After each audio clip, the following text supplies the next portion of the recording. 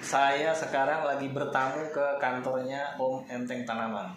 Ini Bapak musik Indonesia. Wah, salah satu tokoh yang harus istilahnya kita banggakan karena dia inilah penciptanya tokoh pencipta lagu ya, Bung ya. Pencipta lagu, musisi, karya cipta. ya. Boleh cerita sedikit awal berdirinya Hak Cipta di Indonesia, sedikit aja. Oh ya, sebenarnya hak cipta ini kan mungkin harus berkaitan dengan undang-undang ya. Jadi nggak bisa sembarangan gitu ya. Ya. Undang-undang hak cipta sebenarnya sudah ada sejak tahun 82. Tahun 82. Terus kita mulai ada organisasi hak ciptanya. Tapi tidak pernah satu orang pun, baik itu seniman, yang memperhatikan undang-undang itu sendiri. Karena memang berkembang dunia musik ini, para pengusaha itu yang kendalikan ya. Jadi mereka mau bikin perjanjian kayak apa, mau segala macam dan segala semau mereka itu, sehingga nggak ada satu orang pun yang peduli kepada undang-undang itu sendiri. Tapi setelah saya ke Tokyo tahun 87 saya ketemu bersama Mas Guru, ada festival Yamaha di Budokan Hall. Kebetulan Yopi Latul yang menyanyikan itu lagu Kembalikan Baliku. Kebetulan Yopi kan artis saya pertama. Akhirnya saya ikut ke Tokyo. Nah, baru di Tokyo saya lihat kok ada satu badan wadah, yaitu Jasrak namanya. Ya, CMO kalau LMK, nama Inggrisnya CMO. Jasrak yang bisa mengelola itu haknya para pencipta ini dari para pengusaha yang menggunakan itu, terus dia bisa kasih kepada para seniman pencipta ini. Jadi tahun berapa kita berdiri baru benar-benar jalan hak cipta di Indonesia? Ya, jadi setelah saya kembali, saya bicara sama teman-teman ya, semuanya, ada Chandra, ada Rusman, ada semuanya teman-teman seniman, Titi Puspa, Mas Guru. Terus saya bilang, coba kita bikin wadah seperti yang di Tokyo itu. Terus kita bertemu dengan pemerintah. Waktu itu Seknek lagi hebat-hebatnya ya. Hampir semua urusan itu semua harus di bawah Seknek, Sekretariat Negara. Dan saya bicara sama Pak Murjono dengan Pak Bambang Sowo saat itu sebagai kepala bidang hukum Seknek. Mereka tertarik semuanya itu. Terus saya coba hubungin Jepang bilang coba hubungin Singapura. Saya hubungin Singapura bilang harus hubungin Belanda karena Indonesia masih teritorinya dari Belanda gitu. Pada saat itu akhirnya saya hubungin Belanda, terus Belanda datang ke sini, saya pertemukan dengan pemerintah, akhirnya Belanda mau serahkan. Jadi teritorinya tadi Belanda pegang atas Indonesia ini, akhirnya dilepas dan akhirnya dia dukung kita membuat itu. Jadi tanpa adanya ini Belanda nggak bisa? Tanpa nggak ada itu karena kita ada punya satu organisasi dunia namanya CISEC, dia pusatnya di Prancis. Gitu. Jadi udah 100 negara lebih yang sudah jadi anggota di situ. Nah, kalau kita nggak masuk organisasi itu, kita nggak bakal mungkin disahkan gitu. Nah ini mungkin banyak cerita mengenai Hak Cipta, tapi kan katanya mau bikin buku ya Om ya. Jadi nanti mungkin teman-teman detailnya nanti bisa lihat nanti di bukunya Om Enteng Tanaman. Pengen tahu sisi pribadinya Om Enteng. Jadi Om Enteng istrinya bintang film zaman dulu terkenal, namanya Tanti Yosefa. Jadi gimana dulu awal kenalannya Om sama istri? Mau dari istri atau mau dari saya pertama? Dari istri aja, kenal sama istri. Dari saya pertama juga punya nilai juga. Boleh. Mungkin sisi sebelum istri ya, pacar dulu. Bukan pacar gini. Ayah saya itu seorang kepala sekolah Kristen. Terus waktu itu dia ditempatkan di Papua, di Fak-Fak. tahun 1940. Oh, oke. 1940 ya. Ditempatkan di Fak-Fak. Masih belum zaman Jepang itu. Iya. Masih Belanda waktu itu sana. Iya. Terus ayah saya kepala sekolah di Fak-Fak, terus juga sebagai namanya guru jemaat. Karena sekolah Kristen jadi seperti kayak pendeta juga gitu. Oh, oke. Pendeta. Pada tahun 44 ini Jepang sudah jajah Indonesia ya. Ya. Ayah saya ditangkap. Oke. Terus ayah saya dibunuh Jepang. Oh. Jadi saya umur 2 bulan tahun 44 itu. Udah yatim. Ayah saya udah yatim. Kita bersaudara 8 orang laki-laki. Semuanya saya yang paling bungsu, laki-laki yang paling bungsu. Oh. Jadi saya umur 2 bulan, ayah saya sudah meninggal. Udah dipotong Jepang. Terus ibu saya waktu itu kan Belanda ya susah lah ibu saya bagaimana menghidupkan 8 anak laki-laki ini karena nggak punya pensiun, nggak punya segala macam. Tapi setelah Belanda itu menyerah pada Amerika tahun 45, 46 kita kembali ke Ambon. Jadi dari Fak-Fak itu kita kembali ke Ambon tahun 46. Kita main dengan apa adanya hidupnya. Tahun 50 kembali lagi perang RMS.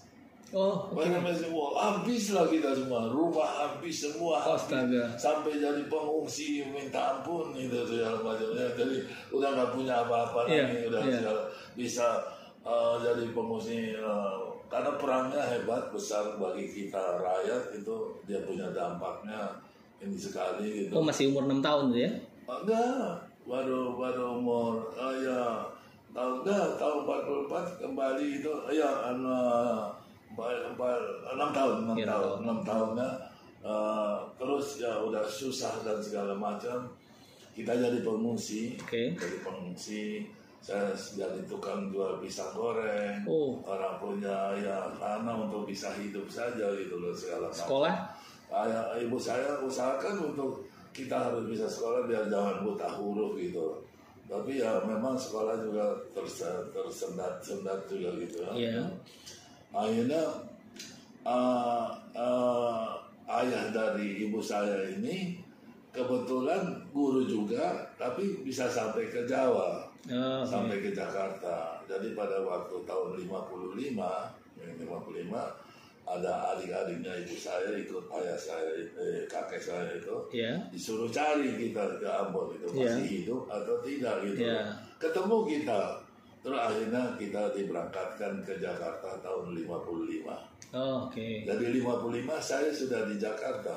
Berarti sekolahnya di Jakarta. Saya sekolah pertama di Jalan Cidurian itu Vios, terus habis itu SMP-nya di SMP 1, SMP 6 di Jalan Cikini Raya itu. Wow, SMP keren.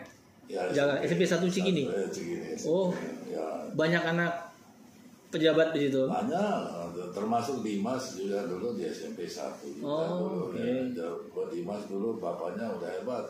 Ketua sepak bola PSSI pertama Pak Abdul Wahab dan ketua DRL AJR seluruh Indonesia saat itu. Teman SMP sekarang yang masih eksis? Wah, udah ini banyak gitu. Iya, udah banyak. Tapi gini, teman ya salah satu nanti saya cerita teman itu. Jadi saya di situ terus kita dikasih sama kakek saya cari rumah, dapatnya di Senen. Di Gedung Stovia itu yang tinggalnya kira-kira ada 400 keluarga orang Ambon di Gedung Stovia itu. Sekarang apa ya gedung itu? Sekarang jadi museum. Museum. Museum di Jalan ini. Saya besarnya di situ, tapi sekolahnya sampai ke Cikini. Saya dulu udah berteman sama Megawati. Sudah bagaimana dia Megawati karena sekolahnya berhadapan. Satu letting apa beda? Ya hampir satu letting gitu berhadapan karena sekolahnya Percik. Seberang-seberangan. Iya seberang-seberangan. Jadi kalau kita keluar sekolah ketemu itu kita hello begitu juga. Sampai saya berteman juga dengan Rahma. Sempat jalan sama sempat sering nonton saya di istana, di belakang istana itu ada teater, biasanya dekat pos jaga PN. Kalau dari belakang gitu masuk ke belakang, jadi hampir setiap malam minggu suka nonton di istana situ. Wah, keren. Keren. Gitu. Dan waktu saya udah main musik, dia udah tahu juga bahwa ibu Ete gini dulu yang ini sekolah itu udah main musik gitu. Karena tahun 60 saya udah main musik hebat gitu segala macam. SMA-nya di mana, Om? SMA-nya di SMA Saudara di Jalan Batu. Oh, Jalan Batu. Jalan Batu ada SMA 4 di belakangnya SMA Saudara yang swasta. Jadi enggak negeri. Iya. Cuman karena kita susah sekali, terus saya kebetulan main musik, main ada penghasilan, terus saya nggak lanjutin sampai universitas. Jadi sampai SMA saja karena ibu saya kan juga susah gitu semua ya. Jadi langsung ke bisnis musik lah ya? Ya musik, karena dari musik itu ada pendapatan, bisa menghidupkan kakak-kakak saya bisa sekolah, ada yang sampai sarjana, ada sampai. Belok dikit Om. Ya. Pacar pertama Om siapa?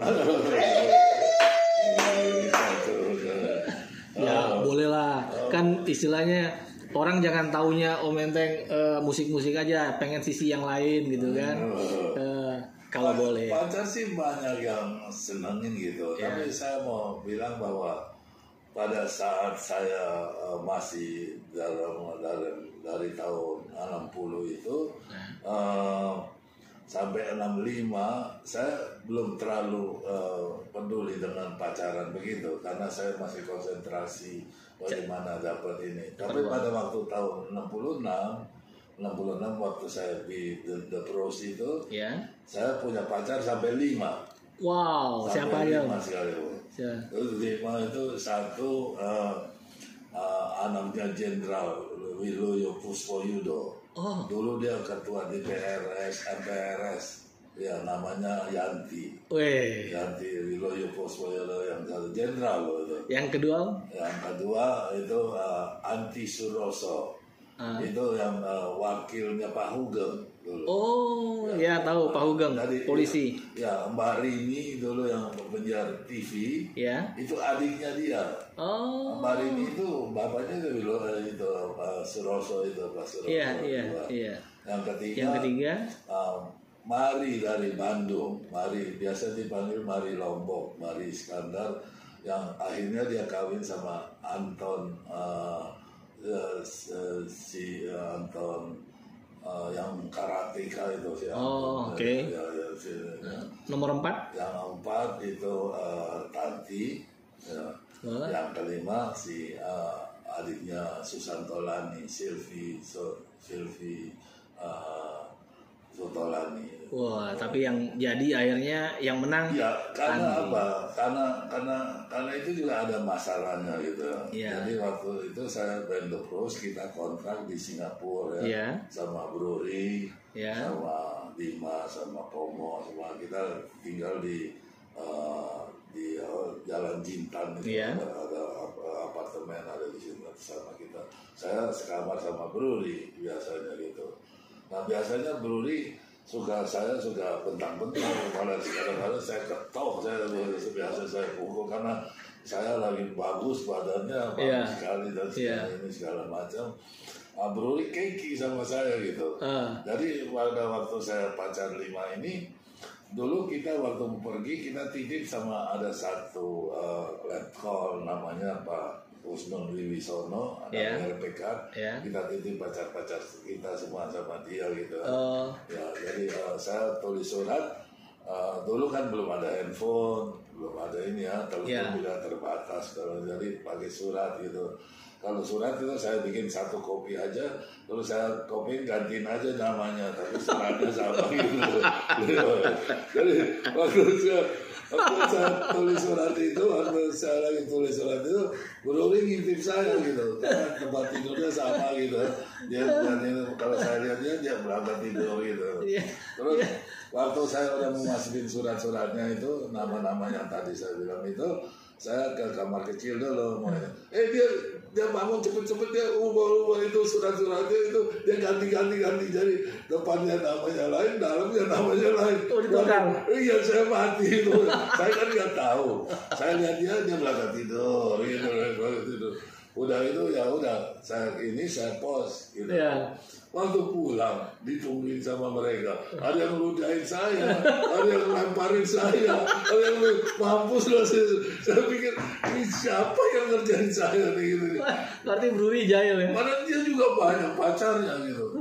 Dia banyak pacarnya lebih dari saya gitu. Tapi dia pengen ingin saya gitu terus kalau. Ya, kalau kita bilang namanya kalau istilah sekarang ngeprank. Iya, dia balas dendam saya gitu ya. Jadi yang tinggal cuma Tanti aja yang ini. Boleh lihat fotonya? Ya, foto. Ya. Akhirnya ya. Nah ini foto apa? Om Menteng masih ganteng sama istrinya sama anaknya Joan ya. Nah ini penyanyi cilik, penyanyi cilik Iman itu ya. Betul. Oke. Ya jadi itu. Padahal dia juga banyak banget. Kalau mau cerita juga menulis saya ceritain juga. Dia pacarnya yang resmi itu, yang pacar resmi itu ada 6. Wow. Tapi yang nggak resmi lebih banyak lagi gitu. Ya, dia pertama kali dulu dia datang dari Ambon, dia tinggal sama pamannya itu pendeta pada Simon Marantika di Jalan Pasuruan. Sebelahnya itu ada cewek cantik sekali. Ya namanya Ola Lumano. Orang Manado ya. Ola Lumano. Tapi karena Bruri itu kan masih kampungan, masih dekil gitu segala macam. Tapi Bruri lihat cewek itu pengen banget gitu. Ceweknya nggak gubris. Sampai Bruri tungguin depan, dia keluar gitu dia nggak gubris. Bruri akhirnya kesel. Waktu saya pernah datang, Bruri lagi di tembok lagi nginting-nginting, saya tepok gitu. Lu ngapain? Dia bilang di sebelah ada cewek cantik gitu. Jadi saya ngintip, bener cantik gitu.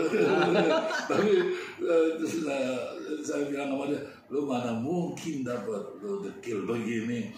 Gua aja yang udah populer gini belum tentu dapat, apalagi lo gitu. Terus dia bilang, nanti kalau gua udah jadi orang macam gini 10 gua 4 nih. Jadi dari pertama dia udah itu sekarang. Tapi dia punya pacar itu ada 6 orang yang 2 jadi istri. Jadi pertama dia pacarnya Widiawati. Widiawati itu bagi Bruri, bagi Widiawati itu pacar yang kedua. Karena pacar pertamanya Joko Susilo, dulu penyanyi Melinas, mati ditembak. Dia pacar yang kedua. Tapi akhirnya putus. Pacar yang kedua itu Nuning Subroto. Dulu dia punya bapak itu Jenderal Subroto, itu kepala golf seluruh Indonesia dulu. Tinggal di kebun binatang dulu. Nuning Subroto. Tapi putus juga. Yang ketiga Christine Hakim. Wow. Ya. Itu sebenarnya mesti mau nikah gitu. Sampai udah bawa ke Ambon, udah bikin film bersama dan segala macam. Udah kenalin keluarga lagi. Udah kenalin keluarga. Harapan Bruri. Itu kalau nikah sama Christine, mudah-mudahan Christine bisa masuk Kristen. Gitu ya. Tapi satu waktu Christine bilang sama Bruri, aku mau naik haji. Di situ Brurinya putus asa. Putus asa semua. Dalam waktu cuma 1 bulan ketemu Anita Sarawak. Malaysia. Ketemu langsung putus sama Christine. Putus sama Christine. Malah langsung 6 bulan kawin sama Anita Sarawak. Di Kuala Lumpur masuk Islam lagi. Ini mampus kan, namanya Abdullah lagi. Saya marah besar gitu. Saya bilang kalau lu sampai begini kenapa nggak sama Christine aja kawin itu? Dia bilang aku malu, lu mau pukul gua pukul dah. Jadi aku akhirnya dalam setahun dia nggak tahan sama Anita. Karena Anita bikin dia kayak budak. Anita yang star, dia yang tukang beauty case gitu. Bosi ya istilahnya. Bosi gitu. Memang Anita memang star hebat, main sampai ke Las Vegas segala macam. Jadi Anita dia biasanya bawa box yang lebih tikis gitu ya. Yeah. Lama-lama nggak tahan dia, terus pulang ke sini dia main golf, golf hebat, main golf dan segala macam. Ketemulah di golf itu satu lagi cewek namanya Shanet. Shanet itu istri dari yang punya Mercedes. Ya, yang punya Mercedes itu Pak Yusuf Agung apa ini namanya itu. Ya gitu segala macam. Tapi Shanet bilang, lu nggak bakal mungkin lah kawin sama gue gitu. Kita berteman boleh. Lu carilah gitu. Carilah cewek yang benar yang bisa jadi istri lu dan segala macam gitu ya. Karena lu nggak bakal mungkin sama gue gitu. Lu mau apa-apa juga nggak bakal mungkin. Akhirnya dia cari, dapatlah yang terakhir orang Ambon. Namanya Wanda. Tapi masih umur baru aja selesai SMA. Berarti umur 17 ya? 17, masih muda banget. Karena Bruri udah hampir 50. Bedanya minta ampun gitu, jauh segala macam. Tapi Bruri berpikir, dan dia orang biasa, bapaknya pelaut. Jadi orang nggak punya apa-apa dan segala macam. Bruri beli rumah di Cinere, rumahnya ada kolam renang, mau beli mobil segala macam ada. Dia ingin Bruri ini, dia sebagai ibu rumah tangga, kita punya turunan anak, belum ngurus segala macam. Pokoknya apa-apa bisa beres. Yang pertama waktu pertama ini baru bicara Bruri. Waktu pertama masih anak satu masih gitu. Pas udah anak satu mau kedua dia bilang saya mau sekolah. Jadi istrinya bilang gitu. Yang biasanya kalau Bruri pulang golf disiapin makan bisa bersama. Waktu dia mulai sekolah mulailah berubah rumah tangganya itu. Sudah habis sekolah itu dia bilang saya mau kerja sama itu si siapa nih ada notaris itu apa ini kuasa hukum ini di jadi menteng itu gitu nih dia kerja gitu itu makin mulai udah biar Bruri susah. Akhirnya satu waktu Bruri saat habis main golf Bruri agak capek, dia pulang ke rumah. Mobil mereka ada 3, satu BMW, satu Mercedes, terus satu mobil box, mobil box gitu. Kebetulan BMW-nya lagi di servis dengan Mercedes. Bruri mau pergi ke pijit yang kesehatan gitu ya, pijit kesehatan, jadi dia mau pakai Mercedes. Tapi istrinya mau keluar juga. Akhirnya berdebat, akhirnya Bruri pakai mobil box. Bruri waktu masih pakai mobil box, waktu udah naik, udah jalan, di tengah jalan mogok mobil boxnya. AC-nya mati dan udah sudah mati segala macam. Waktu Bruri diperiksa jadi jalan lagi sampai di tempat pijit yang ini, Bruri pas turun lepas langsung jatuh. Jatuh, terus pembuluh darahnya pecah. 3. Pecah karena Bruri ini ngidap darah tinggi. Darah tingginya bisa yang atas bisa sampai 260, bawah 160. Pecah 3 pembuluh darah langsung koma 3 hari. Langsung sakit sampai akhirnya meninggal. Itu apa? Tapi saya nggak sampai begitu. Gara-gara jadi kalau itu kan kita belok lagi ke Om apa? Mungkin banyak yang penasaran, Om kalau bola sukanya apa? Klub bola. Saya punya yang Indonesia. Luar negeri dulu. Luar negeri itu yang lawannya Barcelona itu. Real Madrid. Wah, berarti sama kan? Tapi sebenarnya senang juga Ajax ya. Ajax Amsterdam. Karena banyak juga orang Ambon yang main di Belanda gitu. Kalau lokal? Kalau lokal,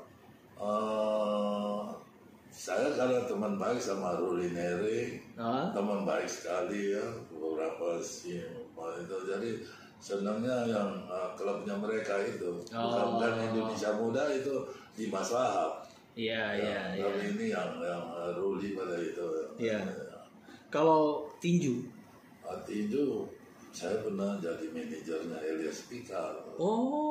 Nah ini teman-teman tahu kan Elias Pikal bekas juara dunia. Ini manajernya berapa lama pegang Elias Pikal? Saya ada kira-kira 3 tahun lebih gitu. Oh. Ya, dari Yudo-chun Ya. sampai Tan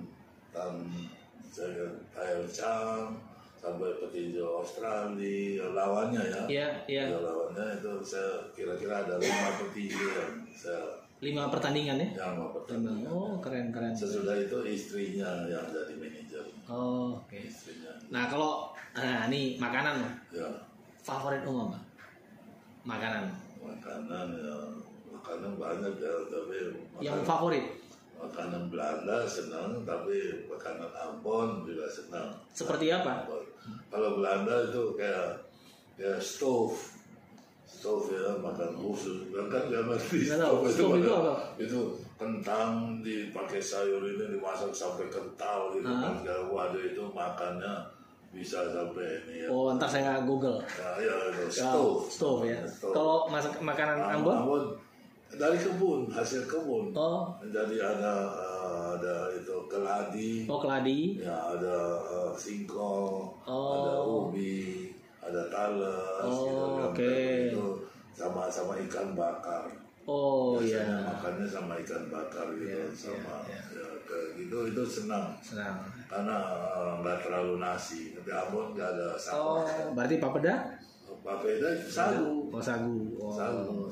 Iya. Berarti nasi nggak begitu hobi ya? Nasi nggak ada hobi, apalagi mengandung gula, kita mati nanti. Iya. Kalau minum Om? Oh enggak, kalau minum keras enggak. Enggak, maksudnya minum apa namanya? Kalau minum Jus atau apa gitu? Jus bisa suka. Jus apa Om? Jus sirsa. Oh, jus sirsa. tomat. Ya. Senang lah buat kesehatan. Ya. Gitu.